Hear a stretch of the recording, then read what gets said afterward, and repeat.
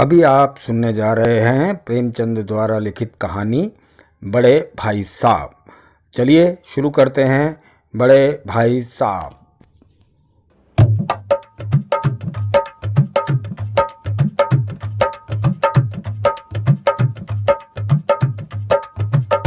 मेरे भाई साहब मुझसे 5 साल बड़े थे, लेकिन 3 दर्जा आगे।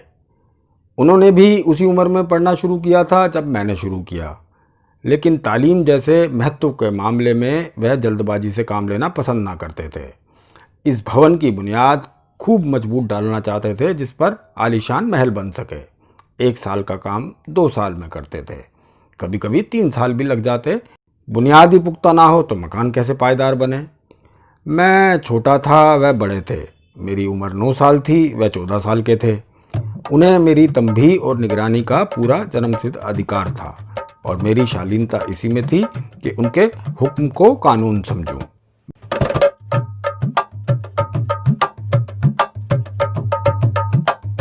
भाई साहब स्वभाव में बड़े अध्ययनशील थे। हरदम किताब खोले बैठे रहते और शायद दिमाग को आराम देने के लिए कभी कॉपी पर, कभी किताब के हाशियों पर चिड़ियों, कुत्तों, बिल्लियों की तस्वीरें बनाया करते थे। कभी कभी एक ही नाम या शब्द या वाक्य 10-20 बार लिख डालते। कभी एक शेर को बार बार सुंदर अक्षर से नकल करते। कभी ऐसी शब्द रचना करते जिसका ना कोई अर्थ होता ना कोई सामंजस्य। मसलन एक बार उनकी कॉपी पर मैंने यह इबारत देखी, स्पेशल, अमीना, भाइयों भाइयों, दरअसल, भाई भाई, राधे श्याम, श्रीयुक्त राधे श्याम, 1 घंटे तक। इसके बाद एक आदमी का चेहरा बना हुआ था। मैंने चेष्टा की कि इस पहेली का कोई अर्थ निकालूं, लेकिन असफल रहा और उनसे पूछने का साहस ना हुआ। वह 9वीं जमात में थे, मैं 5वीं में। उनकी रचनाओं को समझना मेरे लिए छोटा मुंह बड़ी बात थी। मेरा जी पढ़ने में बिल्कुल न लगता था। 1 घंटा भी किताब लेकर बैठना पहाड़ सा लगता था। मौका पाते ही हॉस्टल से निकलकर मैदान में आ जाता और कभी कंकरियां उछालता, कभी कागज़ की तितलियां उड़ाता और कहीं कोई साथी मिल जाए तो पूछना ही क्या। कभी 4 दीवारी पर चढ़कर नीचे कूद रहे हैं, कभी फाटक पर चढ़कर उसे आगे पीछे चलाते हुए मोटर कार का आनंद उठा रहे हैं। लेकिन कमरे में आते ही भाई साहब का रौद्र रूप देखकर प्राण सूख जाते। उनका पहला ही सवाल होता, कहाँ थे अभी तक? हमेशा यही सवाल इसी ध्वनि में पूछा जाता और इसका जवाब मेरे पास केवल मौन था। न जाने मुंह से यह बात क्यों ना निकलती कि जरा देर बाहर खेल रहा था। मेरा मौन कह देता था कि मुझे अपना अपराध स्वीकार है और भाई साहब जी को मौका मिल जाता कि जले कटे शब्दों से मेरा सत्कार करें। इस तरह अंग्रेजी पढ़ोगे तो जिंदगी भर पढ़ते रहोगे और एक हर्फ ना आएगा। अंग्रेजी पढ़ना कोई हंसी खेल नहीं है कि जो चाहे पढ़ ले।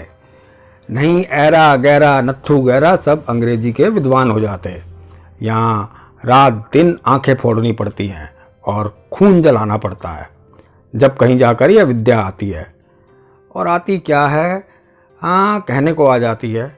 बड़े बड़े विद्वान भी शुद्ध अंग्रेजी में नहीं लिख सकते, बोलना तो दूर रहा। और मैं कहता हूँ, तुम कितने घोंगा हो जो मुझे देखकर भी सबक नहीं लेते।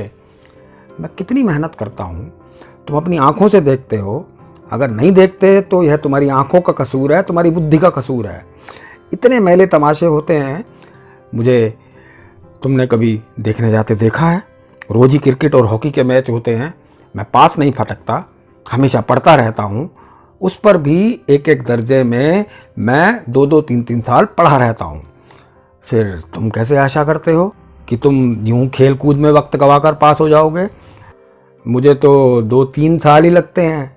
तुम उम्र भर इसी दर्जे में पड़े सड़ते रहोगे। अगर तुम्हें इस तरह उम्र गंवानी है तो बेहतर है घर चले जाओ और मज़े से गुल्ली डंडा खेलो। दादा की गाड़ी कमाई के रुपए क्यों बर्बाद करते हो? मैं यह लताड़ सुनकर आंसू बहाने लगता। जवाब ही क्या था, अपराध तो मैंने किया, लताड़ कौन सहे। भाई साहब उपदेश की कला में निपुण थे। ऐसी ऐसी लगती बातें कहते, ऐसे ऐसे सुक्ति बाण चलाते कि मेरे जिगर के टुकड़े टुकड़े हो जाते और हिम्मत टूट जाती। इस तरह जान तोड़कर मेहनत करने की शक्ति मैं अपने में ना पाता था और निराशा में ज़रा देर के लिए मैं सोचने लगता कि क्यों ना घर चला जाऊं। जो काम मेरे बूते के बाहर है उसमें हाथ डालकर क्यों अपनी ज़िंदगी खराब करूं। मुझे अपना मूर्ख रहना मंजूर था, लेकिन उतनी मेहनत से मुझे तो चक्कर आ जाता था। लेकिन घंटे 2 घंटे बाद निराशा के बादल छट जाते और मैं इरादा करता कि आगे से खूब जी लगाकर पढ़ूंगा। चटपट एक टाइम टेबल बना डालता।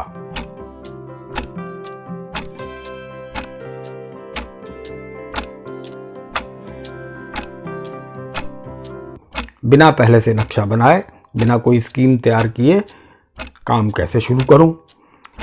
टाइम टेबल में खेल कूद की मद बिल्कुल उड़ जाती। प्रातःकाल उठना, 6 बजे हाथ मुंह धोकर नाश्ता कर पढ़ने बैठ जाना, 6 से 8 तक अंग्रेजी, 8 से 9 तक हिसाब, 9 से 9:30 तक इतिहास, फिर भोजन और स्कूल। 3:30 बजे स्कूल से वापस होकर आधा घंटा आराम, 4 से 5 तक भूगोल, 5 से 6 तक ग्रामर, आधा घंटा हॉस्टल के सामने टहलना, 6:30 से 7 तक अंग्रेजी कंपोजिशन, फिर भोजन करके 8 से 9 तक अनुवाद, 9 से 10 तक हिंदी, 10 से 11 तक विविध विषय और फिर विश्राम। मगर टाइम टेबल बना लेना एक बात है, उस पर अमल करना दूसरी बात। पहले ही दिन उसकी अवहेलना शुरू हो जाती। मैदान की वह सुखद हरियाली, हवा के वह हल्के हल्के झोंके, फुटबॉल की उछल कूद, कबड्डी के वह दाव घात, वॉलीबॉल की वह तेजी और फुर्ती मुझे अज्ञात और अनिवार्य रूप से खींच ले जाती। वहाँ जाते ही मैं सब कुछ भूल जाता। वह जानलेवा टाइम टेबल, वह आँख फोड़ पुस्तकें, किसी की भी याद न रहती। और फिर भाई साहब को नसीहत और फजीहत का अवसर मिल जाता। मैं उनके साये से दूर भागता, उनकी आंखों से दूर रहने की चेष्टा करता। कमरे में इस तरह दबे पाँव आता कि उन्हें खबर ना हो। उनकी नज़र मेरी ओर उठी और मेरे प्राण निकले। हमेशा सर पर नंगी तलवार सी लटकती मालूम होती। फिर भी जैसे मौत और विपत्ति के बीच में आदमी मोह और माया के बंधन में जकड़ा रहता है, मैं फटकार और घुड़कियां खाकर भी खेल कूद का तिरस्कार ना कर पाता।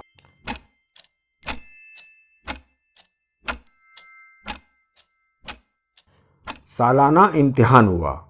भाई साहब फेल हो गए, मैं पास हो गया और दर्जे में प्रथम आया। मेरे और उनके बीच केवल 2 साल का अंतर रह गया। जी में आया भाई साहब को आड़े हाथों लूं। आपकी वह घोर तपस्या कहाँ गई? मुझे देखिए, मज़े से खेलता भी रहा और दर्जे में अव्वल भी हूँ। लेकिन वह इतने दुखी और उदास थे कि मुझे उनसे दिली हमदर्दी हुई और उनके घाव पर नमक छिड़कने का विचार ही लज्जास्पद जान पड़ा। हाँ, अब मुझे अपने ऊपर कुछ अभिमान हुआ और आत्मविश्वास भी बढ़ा।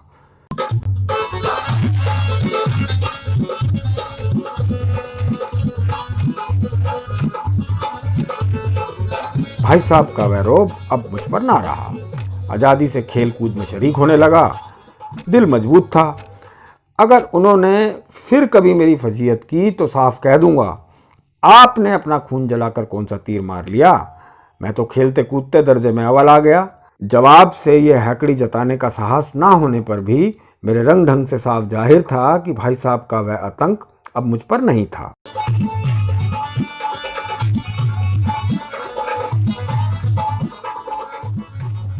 भाई साहब ने इसे भांप लिया। उनकी सहज बुद्धि बड़ी तीव्र थी। एक दिन जब मैं भोर का सारा समय गुल्ली डंडे की भेंट करके ठीक भोजन के समय लौटा तो भाई साहब ने मानो तलवार ही खींच ली और मुझ पर टूट पड़े। देखता हूँ इस साल पास हो गए हो और दर्जे में अव्वल आ गए तो तुम्हें दिमाग हो गया है। मगर भाईजान, घमंड तो बड़े बड़े का नहीं रहा।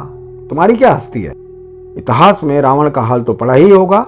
उसके चरित्र से तुमने कौन सा उपदेश लिया, या यूं ही पढ़ गए? महज इम्तिहान पास कर लेना कोई चीज़ नहीं है। असल चीज़ है बुद्धि का विकास। जो कुछ पढ़ो उसका अभिप्राय समझो।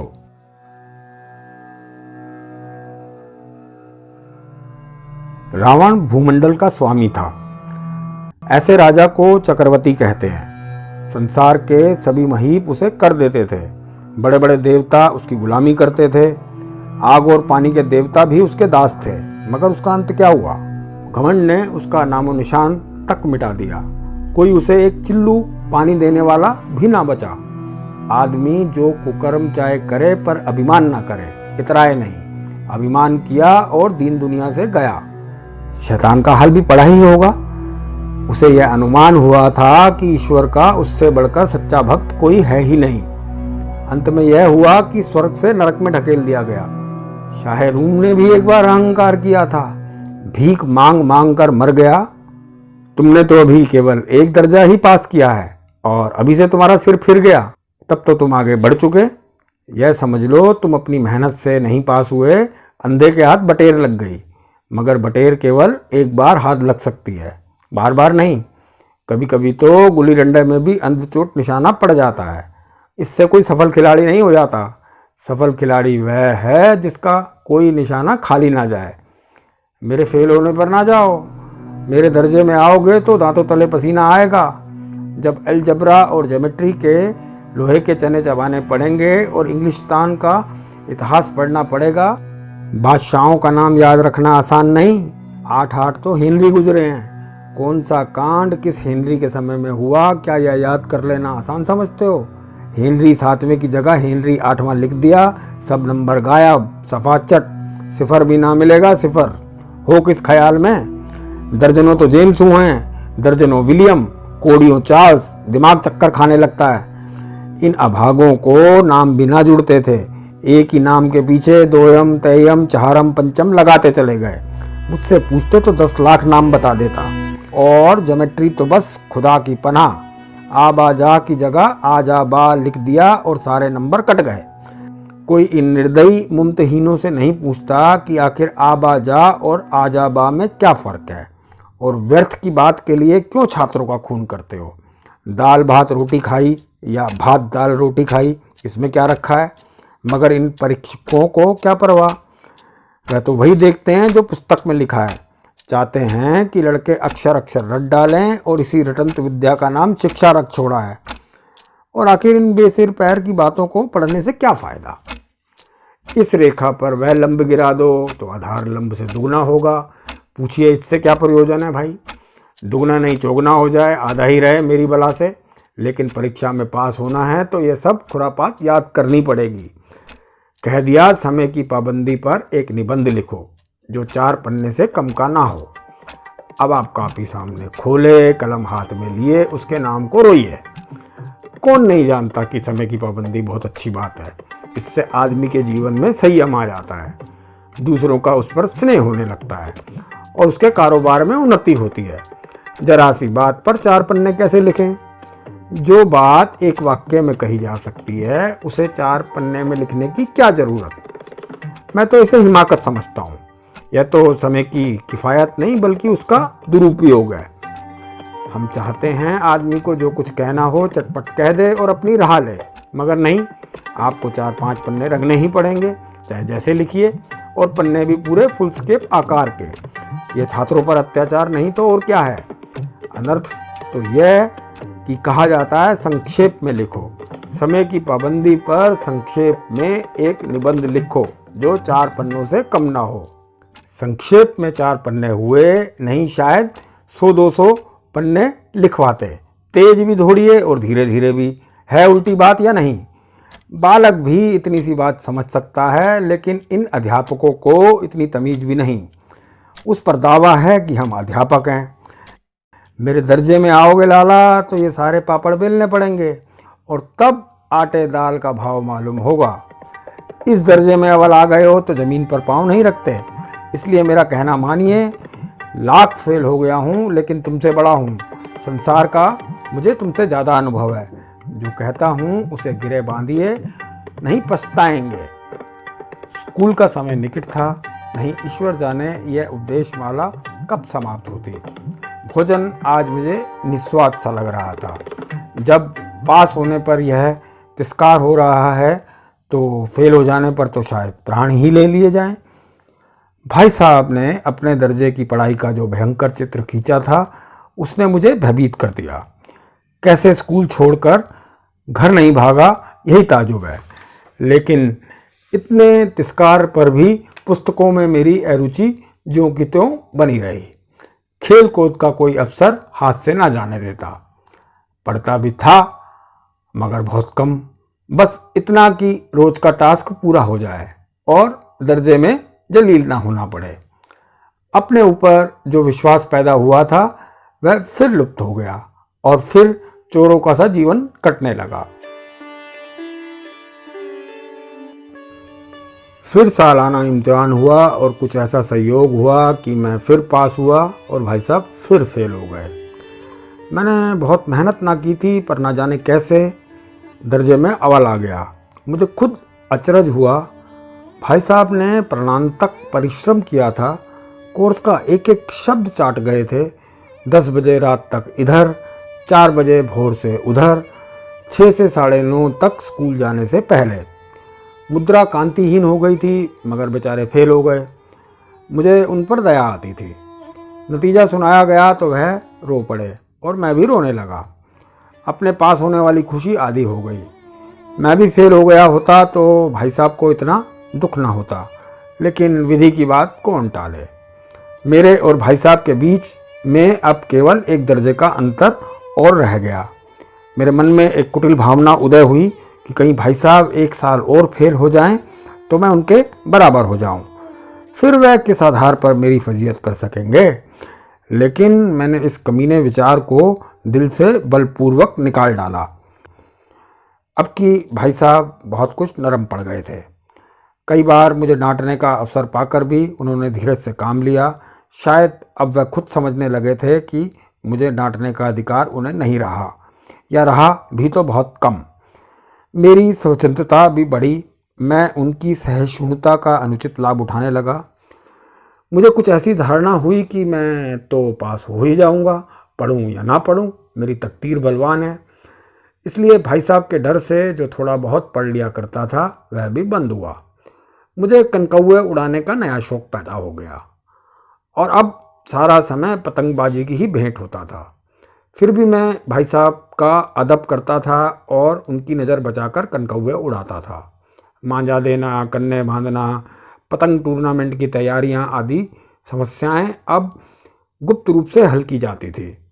भाई साहब को यह संदेह ना करने देना चाहता था कि उनका सम्मान और लिहाज मेरी नज़रों से कम हो गया है। एक दिन संध्या समय हॉस्टल से दूर मैं एक कनकौआ लूटने बेतहाशा दौड़ा जा रहा था। आंखें आसमान की ओर थी और मन उस आकाशगामी पथिक की ओर जो मंद गति से झूमता पतन की ओर चला जा रहा था। मानो कोई आत्मा स्वर्ग से निकलकर विरक्त मन से नए संस्कार ग्रहण करने जा रही हो। बालकों की एक पूरी सेना लग्गे और झाड़दार बांस लिए उनका स्वागत करने को दौड़ी आ रही थी। किसी को अपने आगे पीछे की खबर ना थी। सभी मानो उस पतंग के साथ ही आकाश में उड़ रहे थे, जहाँ सब कुछ समतल है, न मोटर कारें हैं, न ट्राम, न गाड़ियाँ। सहसा भाई साहब से मेरी मुठभेड़ हो गई, जो शायद बाजार से लौट रहे थे। उन्होंने वहीं मेरा हाथ पकड़ लिया और उग्र भाव से बोले, इन बाजारू लोंडों के साथ थेले के कनकौए के लिए दौड़ते तुम्हें शर्म नहीं आती?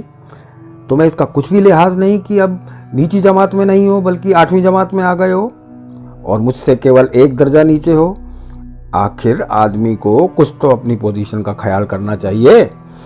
एक ज़माना था कि लोग 8वां दर्जा पास करके नायाब तहसीलदार हो जाते थे। मैं कितने ही ऐसे मिडिलचियों को जानता हूं जो आज अव्वल दर्जे के डिप्टी मजिस्ट्रेट या सुप्रिटेंडेंट हैं। कितने ही 8वीं जमात वाले हमारे लीडर और समाचार पत्रों के संपादक हैं। बड़े बड़े विद्वान उनकी मातहती में काम करते हैं और तुम उसी 8वीं दर्जे में आकर बाजारू लोंडों के साथ कनकौए के लिए दौड़ रहे हो। मुझे तुम्हारी इस कम अकली पर दुख होता है। तुम ज़हीन हो, इसमें कोई शक नहीं, लेकिन वह जहन किस काम का जो हमारे आत्म गौरव की हत्या कर डाले। तुम अपने दिल में समझते होगे मैं भाई साहब से महज 1 दर्जा नीचे हूँ और अब उन्हें मुझको कुछ कहने का हक नहीं, लेकिन यह तुम्हारी गलती है।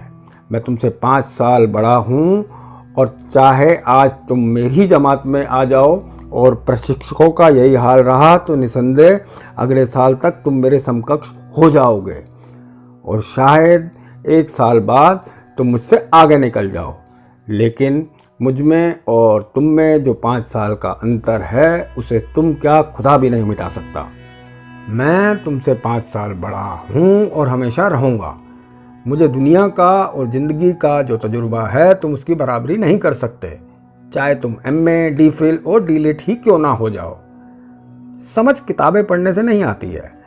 हमारी अम्मा ने कोई दर्जा पास नहीं किया और दादा भी शायद 5वीं जमात के आगे नहीं गए, लेकिन हम दोनों चाहें सारी दुनिया की विद्या पढ़ लें, अम्मा और दादा को हमें समझाने और सुधारने का अधिकार हमेशा था, है और रहेगा। केवल इसलिए नहीं कि वे हमारे जन्मदाता हैं, बल्कि इसलिए कि उन्हें दुनिया का हमसे ज़्यादा तजुर्बा है और रहेगा। देव ना करे आज मैं बीमार हो जाऊं तो तुम्हारे तो हाथ पांव फूल जाएंगे। दादा को तार देने के सिवा तुम्हें और कुछ ना सूझेगा, लेकिन तुम्हारी जगह पर दादा हों तो किसी को ना तार दें, ना घबराएं, ना बदहवास हों। पहले खुद मर्ज पहचान कर इलाज करेंगे, उसमें सफल ना हुए तो किसी डॉक्टर को बुलाएंगे। बीमारी तो खैर बड़ी चीज़ है, हम तुम तो इतना भी नहीं समझते कि महीने भर कैसे चले। जो कुछ दादा भेजते हैं उसे हम 20-22 तक खर्च कर डालते हैं और पैसे पैसे को मोहताज हो जाते हैं। नाश्ता बंद हो जाता है, धोबी और नाई से मुंह चुराने लगते हैं। लेकिन आज हम और तुम जितना खर्च कर रहे हैं उसके आधे में दादा ने अपनी उम्र का बड़ा भाग इज्जत और नेकनामी के साथ निभाया है और एक कुटुंब का पालन किया है जिसमें सब मिलाकर 9 आदमी थे। अपने हेडमास्टर साहब को ही देखो, MA है कि नहीं, और यहाँ के MA नहीं, ऑक्सफोर्ड के। 1000 रुपये पाते हैं, लेकिन उनके घर इंतजाम कौन करता है? उनकी बूढ़ी माँ। हेडमास्टर साहब की डिग्री यहाँ बेकार हो गई। पहले खुद घर का इंतजाम करते थे, खर्च पूरा ना पड़ता था, कर्जदार रहते थे। जब से उनकी माताजी ने प्रबंध अपने हाथों में लिया है, जैसे घर में लक्ष्मी आ गई है। तो भाईजान, यह ज़रूर दिल से निकाल डालो कि तुम मेरे करीब आ गए हो और अब स्वतंत्र हो। अगर तुम यूँ ना मानोगे तो मैं थप्पड़ का भी प्रयोग कर सकता हूँ। मैं जानता हूँ तुम्हें मेरी बातें जहर लग रही हैं। मैं उनकी इस नई युक्ति से नतमस्तक हो गया। मुझे आज सचमुच अपनी लघुता का अनुभव हुआ और भाई साहब के प्रति मेरे मन में श्रद्धा उत्पन्न हुई। मैंने सजल आंखों से कहा, हरगिज़ नहीं, आप जो फरमा रहे हैं वह बिल्कुल सच है और आपको कहने का अधिकार है। भाई साहब ने मुझे गले लगा लिया और बोले, कनकौवे उड़ाने को मना नहीं करता, मेरा जी भी ललचाता है, लेकिन क्या करूं? खुद बेराह चलूं तो तुम्हारी रक्षा कैसे करूं? यह कर्तव्य भी तो मेरे सर पर ही है। संयोग से उसी वक्त एक कटा हुआ कनकौवा हमारे ऊपर से गुजरा। उसकी डोर लटक रही थी। लड़कों का एक गोल पीछे पीछे दौड़ा चला आता था। भाई साहब लंबे हैं ही, उछलकर उसकी डोर पकड़ ली और बेतहाशा होटल की तरफ दौड़े। मैं पीछे पीछे दौड़ रहा था। दोस्तों, हम उम्मीद करते हैं कहानी आपको पसंद आई होगी। कहानी को आप अपने दोस्तों के साथ, परिवार के अन्य सदस्यों के साथ शेयर कीजिए, लाइक कीजिए और हमारे चैनल को सब्सक्राइब कीजिए। और हाँ, मेरा नाम है मनोज भाटिया। आते रहिएगा। लाइफ झरोके पर कहानियों का सिलसिला यूं ही चलता रहेगा।